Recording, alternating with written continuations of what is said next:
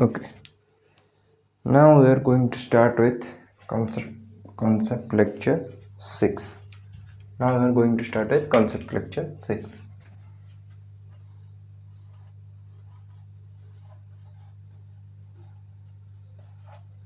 ठीक, तो ये कॉन्सेप्ट लेक्चर 6 क्या बोल रहा है ये आपको पहले समझना होगा कि किसी ने आपको क्या दिया है, किसी का 30 या 40% दे दिया है। जस्ट सपोज मैंने आपको बोला कि कुछ भी नंबर का 40%, कोई भी नंबर होगा उसका 40% 400 के बराबर है। ठीक, तो उसका 30% कितना है? ठीक, that's a simple looking question, but इसका थोड़ा कॉम्प्लिकेटेड वाला भी मैं आपको बता दूंगा क्या होगा। तो 40% का 400, आप ये समझ लीजिए कि 40 पेन को खरीदने के लिए आपको 400 रुपये देना पड़ रहा है। तो 30 पेन को खरीदने के लिए आपको कितने रुपए देना पड़ेगा? अब बेसिकली इस पे चलिए, मैं क्वेश्चन ऐसा आ रहा होगा, क्वेश्चन कैसा आ रहा होगा ये देख लीजिए पहले। ये क्या दिया गया है, ये आपको क्या बोला होगा कि क्वेश्चन में ये आता है कि 40% of A number is 400, then find 30% of that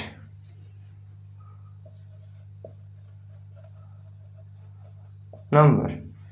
ये आ रहा होगा क्वेश्चन, पर उसका बेसिक मेथड यही है कि 40% एक नंबर अगर 100% है, उसका 40% क्या होगा? 400।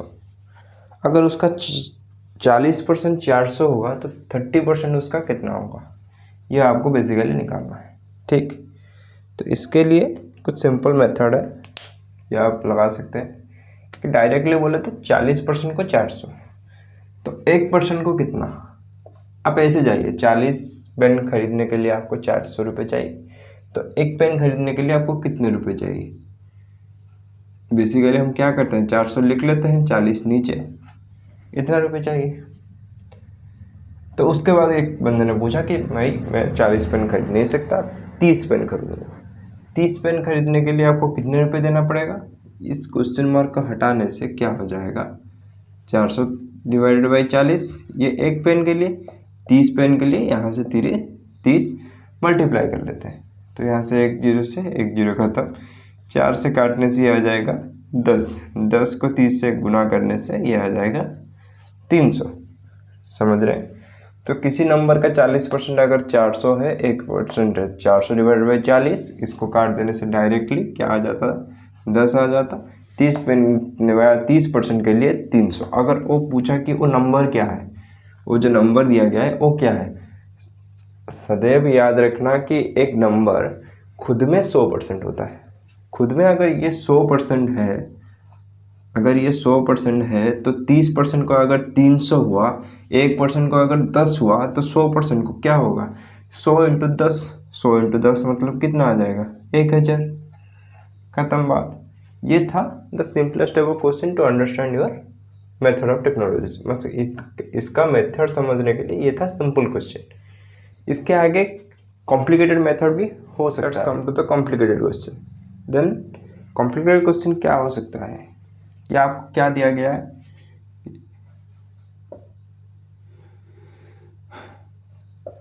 12.5% ऑफ ए नंबर इज,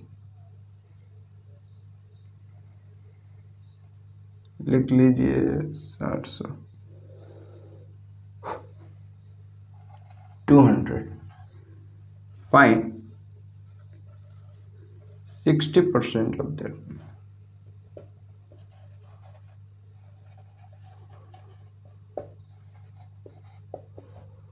समझ रहे? इसका वर्णन करने के लिए 2-4 छोटा मेथड आप लगा लीजिए क्या लगा लीजिए कि याद रखिए कि 12.5% जो होता है ना उसका फ्रैक्शनल वैल्यू होता है 1/8। 1/8 के वैल्यू 200 के साथ इक्वल है। आपको जो परसेंटेज को फ्रैक्शन में निकालने का एक छोटा सा वीडियो करके हमने भेजा था, वो आप आराम से देख लीजिए।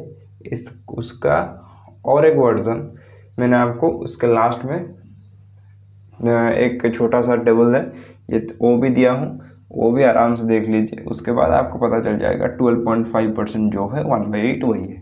कैसे? ये से 12.5 मतलब 12 होल 1/2 परसेंटेज। 12 दूनी 24, 1 25 डिवाइडेड बाई 2। परसेंटेज का मतलब इंटू 1/100। 25 से काटने से 4, यह आ जाएगा 1/8। वही वाला आंसर है। 1/8 का वैल्यू अगर 200 के साथ समान है, इसका ये मतलब आता है कि अगर एक बंदे ने ये जो तरबूज है 1 2 3 4 5 6 7 8 बटे किए होंगे, उसका 1/8 का वैल्यू है कितना? 200। तो आपको बताना है टोटल का वैल्यू कितना है। समझ रहे हैं? 8 का जो भाग दिया गया है एक जो भी हो एक थिंग को, उसका एक पार्ट का वैल्यू 200 है। तो 8 पार्ट मिलाकर इसका क्या आ जाएगा? एक पार्ट का वैल्यू 200, तो इसका मतलब 8 पार्ट का वैल्यू कितना? 1600। एक नंबर अपने आप में 100% होता है, तो 1600 किसके इक्वल है? 100% के इक्वल है। अगर 1600 100% का इक्वल रहेगा तो 60% का इक्वल कितना रहेगा? 100% को 1600, 1% को 2 0 से 2 0 कैंसिल 16, 60% को कितना आ जाएगा?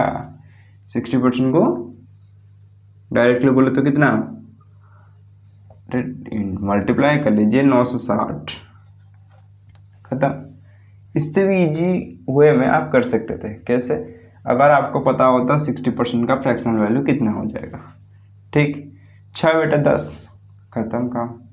6/10 भी याद नहीं तो उससे भी नीचे आ जाएगा। 2 से काटने से 3, 2 से काटने से 5, बट वो थोड़ा कॉम्प्लिकेटेड होता। डायरेक्टली 1600 अगर निकल जाता आपका, उसके बाद डायरेक्टली 6/10 कर लेना। 1 0 से 1 0 खत्म, 1696, 96 में 1 0, 960। ठीक, फ्रैक्शन में याद रखने से ये सब मेथड में जल्दी आ जाता है।